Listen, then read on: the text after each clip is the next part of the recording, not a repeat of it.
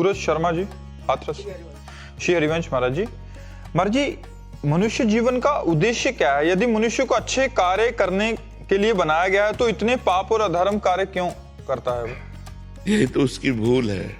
मनुष्य जन्म का कर्तव्य है साधन धाम मोक्ष कर द्वारा इस मनुष्य शरीर को पा करके हम मुक्त हो जाएं, हम भगवान को प्राप्त हो जाएं। पर वो अच्छे कर्म छोड़ करके बुरे कर्मों में, जैसे पानी को छोड़ो तो नीचे ही जाएगा, उसकी नीच गति है। पानी को कहीं भी छोड़ो उसकी नीच गति, अधोगति है। ऐसे मन और इंद्रियों को छोड़ दो तो इनकी नीच गति है। पापमय आचरणों में इनको बड़ा सुख मिलता है इंद्रियों को। तो मनुष्य अगर अपने मन को ऊर्ध्वगामी बनाना चाहे तो जैसे जल को नीचे की गति वाले को ऊर्ध्वगामी बनाने के लिए यंत्र की आवश्यकता है, ऐसे ही मन को जो अधोगामी हो रहा है, इंद्रियों के भोगों की तरफ जा रहा है, उसे सावई मनः कृष्ण पदारविंदयो, भगवान के चरणारविंद की तरफ लगाना है तो मंत्र की आवश्यकता है। इसीलिए गुरु बनाया जाता है, गुरु के चरणों का आश्रय लिया जाता है, उनसे नाम मंत्र लिया जाता है, उनसे नियम लिए जाते हैं जिनके द्वारा हम मन को धीरे धीरे गंदे आचरणों से हटाकर अच्छे आचरणों में लगाकर भगवान को रिझा सके, भगवान को प्रसन्न कर सके। पर मनुष्य भगवान को छोड़ करके भोगों में रत हो गया, भगवान को छोड़कर मनमानी आचरण करने लगा। आज आप लोग सत्संग सुन रहे हैं तो धीरे धीरे आप अपने मन को संभाल रहे हैं। बहुत से भाई बहन आते हैं कि हमारे आचरण गलत थे, हमने सत्संग सुन करके सुधारा।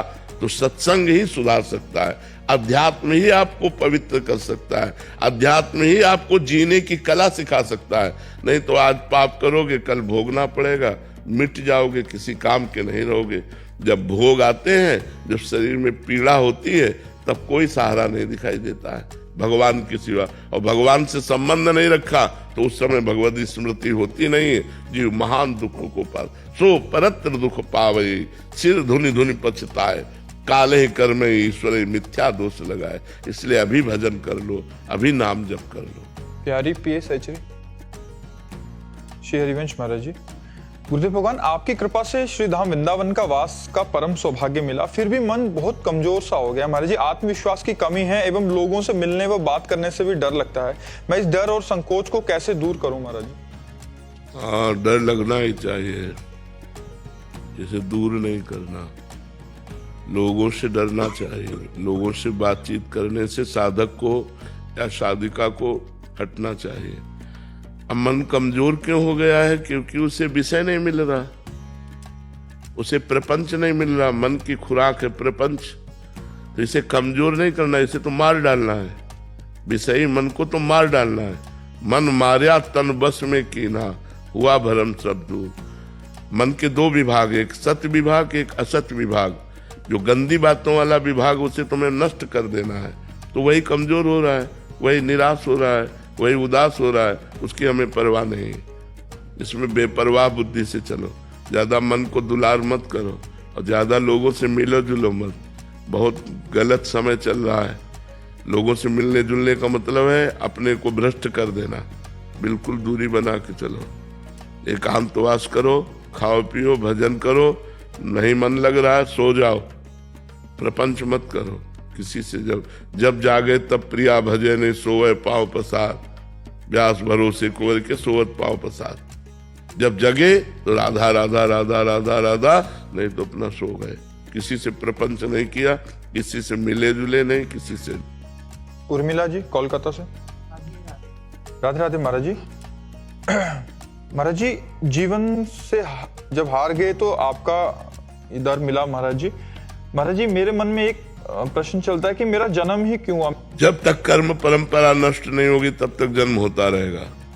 इसलिए भजन करो और भगवान से प्रार्थना करो कि तुम्हारी कर्म परंपरा को नष्ट कर दे।